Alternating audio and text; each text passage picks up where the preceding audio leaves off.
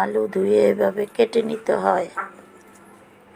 কেটে নেওয়ার পরে সিদ্ধ করতে হয় এভাবে। তারপরে রোদে ভালোভাবে শুকাতে হয়। শুকানোর পরে 2-3 দিন ভালো করে শুকাতে হয়। শুকানোর পরে ভাজার প্রক্রিয়া এভাবে ভাজলে একদম দারুণ চিপস হয়ে যায়। আমরা বাইরের চিপসের থেকে এই চিপসগুলা অনেক স্বাস্থ্যসম্মত।